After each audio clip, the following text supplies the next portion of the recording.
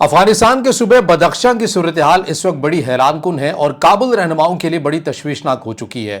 فوج پر فوج بدخشاں کے اندر بھیجی جا رہی ہے۔ ایسا لگ رہا ہے کہ بدخشاں کا رابطہ مرکز سے کٹتا ہوا نظر آ رہا ہے اور یہی بات کابل حکام کے لیے درد سر بھی بنی ہوئی ہے۔ تازہ ترین ڈیولپمنٹس بدخشاں کی کیا ہیں، اس کے اوپر ہم نے بات کرنی ہے۔ اس کے علاوہ بھارت کی فضائیہ ایک منصوبہ بنا رہی ہے، اس حوالے سے بعض جو رپورٹس ہیں یہ سامنے آئی ہیں کہ پاکستان کی کن کن بیسز کو بیک وقت منصوبہ بنایا جا رہا ہے حملہ کرنے کا، اور اس حوالے سے کیا تیاری، کیا اقدامات کیے جا سکتے ہیں۔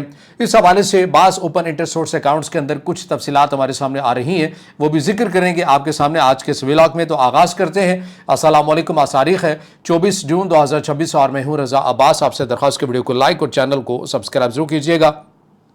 سب سے پہلے ہم بات کر لیتے ہیں افغانستان کی جو صورتحال اس وقت جو کابل رہنماؤں کے لیے بڑی تشویشناک بنی ہوئی ہے۔ ایک آمو ٹی وی کے ہیں اور دیگر ذرائع کے مطابق جو اس وقت افغانستان کے بدخشاں صوبے کی صورتحال کو رپورٹ کر رہے ہیں وہ عنوان آپ کے ساتھ شیئر کر دیتے ہیں۔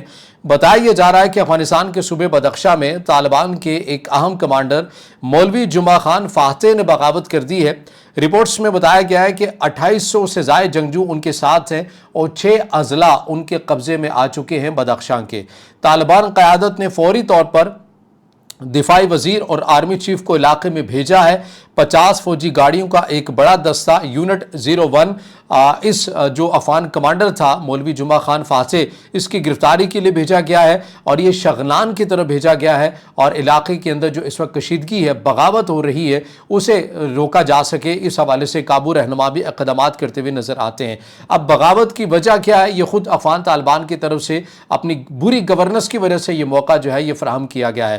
معاملہ ہے یہ معدنیات کی بیسیکلی جنگ ہے۔ بدخشاں میں سونے کی کانوں کے اوپر کنٹرول کی رساکشی کی بھی جنگ ہے، اور طالبان مرکزی قیادت نے انہیں عہدے سے ہٹا کر زابل بھیجا، لیکن وہ بدخشاں میں ہی رہے۔ یہ جو مولوی جمعہ خان فاتح ہے، یہ ایسا نہیں ہے کہ یہاں کے ہی کوئی مقامی ہے، تو یہ تاجک کمانڈر ہے، لیکن یہ افغان طالبان ہی کے ساتھ تھا، انہی کے ساتھ مل کر یہ ریاستی امور بھی چلایا کرتا تھا۔ وہاں پر اس نے ایک اہم عہدے بھی لیے اور اس کو پھر بدخشاں کے اندر جو ہے یہ تعینات کیا گیا تھا، پورے بدخشاں کے اندر یہ معاملات کو کنٹرول کر رہا تھا۔ چونکہ یہ تاجک تھا اور وہاں پر صورتحال کانکنی کے حوالے سے کچھ چیزوں کے حوالے سے وہاں پر کشیدہ ہوتی ہے، تو افغان طالبان کو یہ لگا کہ یہ چونکہ جو ہم نے وہاں پر کمانڈر بھیجا ہوا ہے مولوی جمعہ خان فاتح، یہ خود بھی تاجک ہے، تو اس کا جو رجحان ہے یا جھکاؤ ہے وہ دوسری سائڈ کے اوپر ہے، یہ افغان طالبان کی نمائندگی نہیں کر رہا، تو لہٰذا اس کو کسی اور جگہ پر بھیج دیا جائے۔ پھر اس کو یہ احکامات جاری کیے جاتے ہیں کہ بھئی آپ بدخشاں سے نکلیے اور آپ زابل میں جائیے، وہاں پر اپنی ذمہ داریاں ادا کیجیے۔ اب یہ نہیں نکلتا، ظاہر ہے اس نے بدخشاں میں رہ کر اپنا ایک متبادل جو کنٹرول ہے وہ سنبھال لیا ہوتا ہے، جتنی کانکنی ہے، مائنز ہیں، چیزیں ہیں، وہاں پر ایک اپنا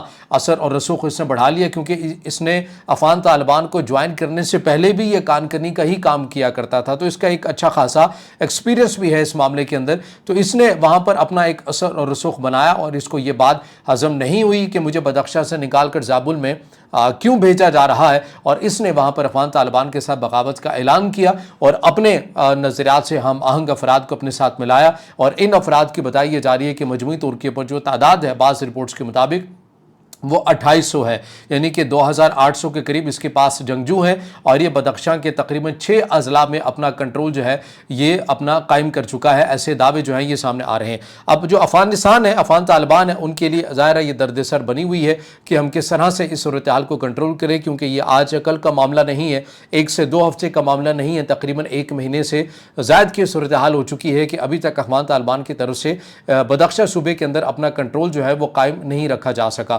اور ابھی جو تازہ ترین جو ڈیولپمنٹس ہمارے سامنے آ رہی ہیں، بتایا جا رہا ہے کہ جو افغانستان کی وزارت دفاع ہے یہ ایکٹیو ہوئی ہے، اور بڑی تعداد کے اندر مزید جو دستے ہیں وہ بھیجے گئے ہیں، 50 سے زائد جو گاڑیاں ہیں وہ بھیجی گئی ہیں، اور ان کا خالصتاً مقصد یہ ہے کہ کسی بھی طرح یہ جو کمانڈر ہے مولوی جمعہ خان فاتح، اس کو گرفتار کیا جائے، اور بدخشاں کے اندر وہ افراد جو اس کے ساتھ تھے، تقریباً 2800 کے قریب جنگجو بتائے جا رہے ہیں، انہیں جو ہے وہ بھی گرفتار کریں یا انہیں ان کا خاتمہ کیا جا سکے، تاکہ صوبے کے اندر ایک جو رٹ ہے افغان طالبان کی اس کو قائم کیا جا سکے۔ اب یہ کتنا آسان کتنا مشکل ہوتا ہے، بہرحال یہ آنے والا وقت ہی بتائے گا، جو بھی اس سے جڑی اپڈیٹ ہوگی آپ کے سامنے رکھیں گے، کیونکہ افغان طالبان کے لیے یہ ایک محاذ نہیں ہے۔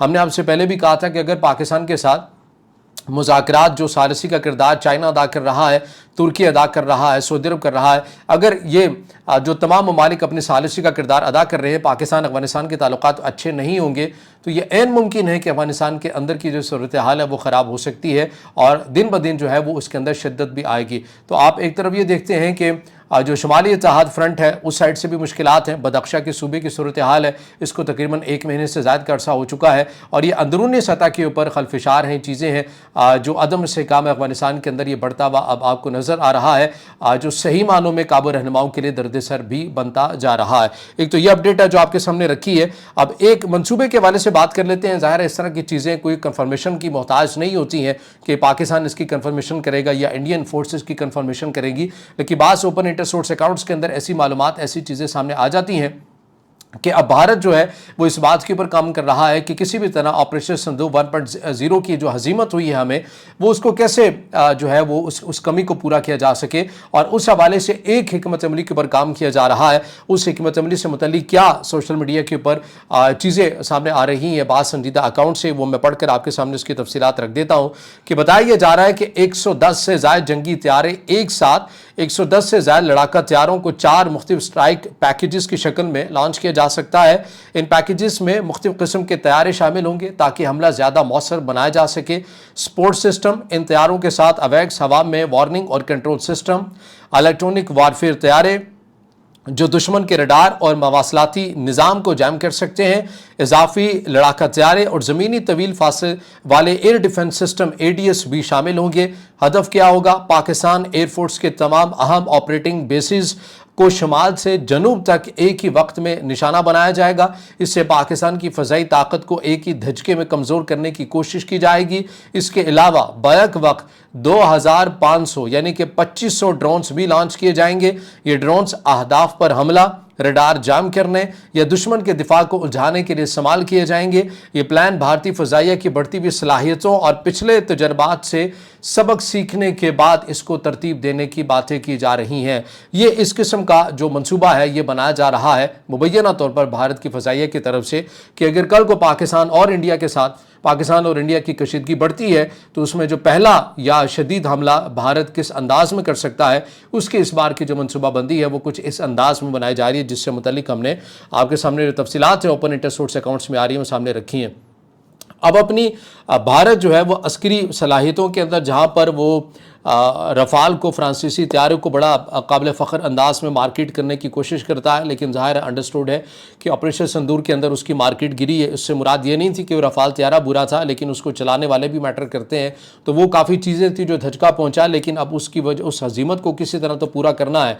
इसी तरह जहाँ पर रफ़ाल तैयारे के ऊपर फ़ख्र किया जाता है तो अपने ब्रह्मोस मिसाइल के ऊपर बहुत फ़ख्र किया जाता है भारत की तरफ से कि उन्हें भी बड़ी तादाद के अंदर जो है ये मार किया जा सकता है, पाकिस्तान के ऊपर हमले के लिए इस्तेमाल किया जा सकता है। यहाँ पर मैं आपको बात बताऊं कि जब तक ऑपरेशन सिंदूर नहीं हुआ था पाकिस्तान के पास ब्रह्मोस मिसाइल का रियल टाइम या ट्रैकिंग डाटा उस तरह से मौजूद नहीं था।